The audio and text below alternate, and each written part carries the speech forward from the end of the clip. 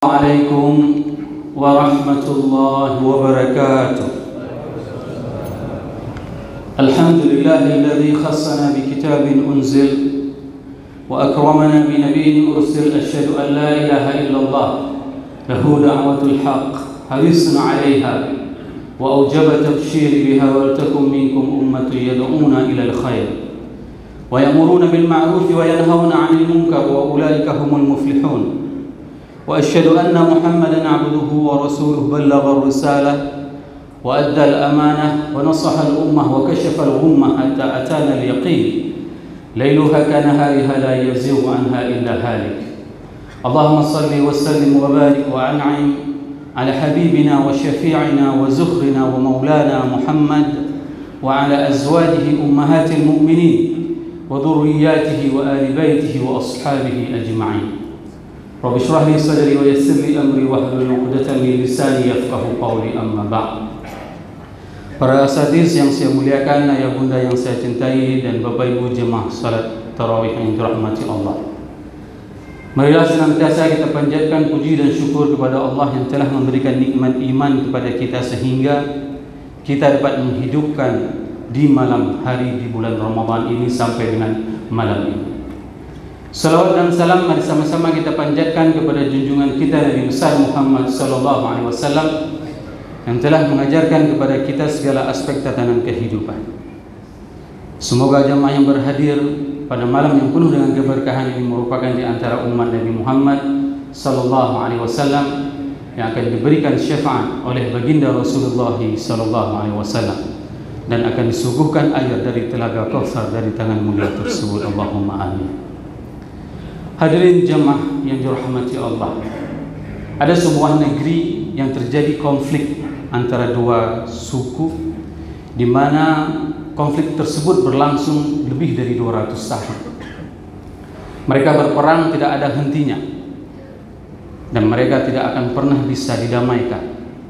Kendati ingin didamaikan oleh seluruh penduduk dunia ini, maka mereka tidak akan pernah bisa didamaikan. Konflik yang sangat berkepanjangan.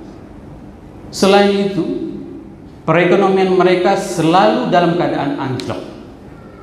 Kendati negeri tersebut adalah negeri yang dipenuhi dengan pohon kurma, akan tetapi yang menguasai perekonomian di negeri tersebut adalah orang-orang Yahudi.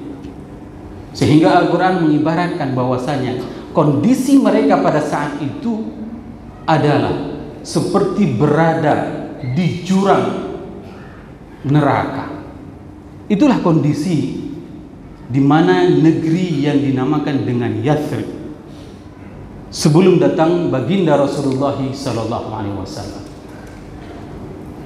Begitu datang baginda Rasulullah sallallahu alaihi wasallam, maka Rasul mempersatukan antara Aus dan Khazraj, dua suku yang berkonflik, yang berperang tidak ada hentinya tersebut, disatukan oleh Rasulullah SAW. Perekonomian mereka pun meningkat. Dulunya mereka adalah orang-orang yang miskin, namun setelah datang Rasulullah SAW ke negeri tersebut, maka Rasul menciptakan sebuah sistem perekonomian dan menciptakan sebuah pasar, Suq Rasul. Pasar tersebut berada di sebelah kanan Masjid Nabawi hari ini. Dan setelah 8 tahun dididik langsung oleh Rasulullah SAW, tepatnya pada perang Hunain. Pada saat itu Rasulullah SAW mengambil sebuah kebijakan. Semua ghanimah itu tidak diberikan kepada orang-orang Ansar, namun diberikan semua ghanimah tersebut kepada orang-orang Mekah, orang-orang Muhajir. Bayangkan, ada di antara orang-orang pada saat itu yang memprovokasi orang-orang Ansar. Mereka mengatakan dan menjuluk api provokasi tersebut kepada Rasulullah SAW. Thammin qalbak ya'kulu. Berilah umpan anjingmu, pasti dia akan menerkam. Begitulah pedihnya ungkapan fitnah yang diungkapkan kepada Rasulullah SAW. Sehingga mereka terlontar di ucapan orang-orang Ansar pada saat itu. Teganya Rasulullah SAW membagikan ghanimah, belum lagi pedang ini kering darah dipedangkan. Rasul membagi semua harta tersebut kepada orang-orang muhajir. Semoga Allah mengampuni Rasulullah SAW, sehingga kabar tersebut didengar langsung oleh Rasulullah SAW. Maka Rasul memanggil semua orang-orang Ansar, dikumpulkan di sebuah wadi jauh dari orang-orang Mekah. Lalu Rasul berkhutbah memuji Allah dan berselawat kepadanya, seraya berkata, qala ya ma'syaral ansar, ma qallatun balagatni ankum wajidatun wajadtumuha fi anfusikum. Apa yang kalian omongkan itu telah sampai kepadaku, wahai orang-orang Ansar. Alam atikum dhulalan fahadakumullah. Bukankah kalian itu dalam keadaan sesat, namun Allah memberikan hidayah kepada kalian. Wa'alatan fa'aghnakumullah. Dan kalian itu dulunya adalah orang miskin, tidak bisa menguasai perekonomian. Dengan datangnya hidayah dari Allah, kalian menjadi orang yang kaya. Wa a'da'an fa'allafallahu baina qulubikum. Dan kalian itu saling bermusuhan antara satu sama lainnya. Selama 200 tahun lebih kalian berperang, maka Allah satukan hati kalian. Ini yang diungkapkan oleh Rasulullah SAW berkhutbah di depan orang-orang Ansar. Lalu Rasul mengatakan kepada orang-orang Ansar, lima la tujibuni ya ma'syaral Ansar. Kenapa kalian tidak membantahku, wahai orang-orang Ansar? Qala balillahil man wal fadl. Tidak, wahai Rasulullah SAW. Semua kemuliaan, keberkahan itu adalah dari Allah dan Rasulnya, sehingga kami bisa seperti ini. Ya ma'syaral ansar, lima tujibuni ya ma'syaral ansar. Kenapa kalian tidak mau membantahku, wahai orang-orang Ansar? Sehingga pada saat itu orang-orang Ansar mengatakan, bima nujibuka ya Rasulullah. Dengan apa kami harus membantahmu, wahai Rasul? Lau syi'tum, kalau seandainya kalian mau, la qultum la sadaqtum wa la sudiktum. Kalau seandainya kalian mau, dan aku akan membenarkan perkataan kalian dan akan dibenarkan. Katakan, ataitana mukadziban fasaddaq. Kalian itu, wahai Rasul, dulu datang ke Madinah ini itu didustai, tapi kamilah yang membenarkan kalian. Katakan seperti itu, wahai orang Ansar. Wa makhdulan fa nasarnak. Dan kalian itu sana di Mekah itu adalah orang-orang yang kalah, maka kami orang-orang Madinah yang memenangkanmu, wahai Rasul. Wa taridan fa auainak. Dan kalian itu diusir dari kampung halaman kalian, kami menyambutmu, wahai Rasulullah. Wa ailan fa aghnainak. Dan kalian itu adalah orang-orang muhajir, adalah orang-orang miskin yang tidak membawa apapun kecuali pakaian di badan kalian. Maka begitu kalian sampai ke Madinah, kalian menjadi orang kaya raya. Qulu. Rasul mengatakan kepada orang-orang Ansar, katakan seperti itu. Jika kalian mengatakan, maka aku akan membenarkan perkataan kalian, dan perkataan kalian akan dibenarkan. Maka pada saat itu mereka menjawab semua, tidak akan mungkin kami mengatakan itu, wahai Rasulullah. Nikmat sungguh luar biasa yang diberikan oleh Allah kepada kami. Maka pada saat itu Rasulullah SAW menanyakan kepada mereka, awajadtum fi anfusikum ya ma'syaral ansar fi lu'ati minad dunya. Apakah ada kecenderungan, kecintaan kalian dari sedikit kerak bumi, sedikit dari kerak dunia ini? Itu yang ditanyakan oleh Rasulullah SAW kepada mereka. Ta'allaftu biha qauman liyusallimu. Aku memberikan harta ghanimah tersebut agar apa?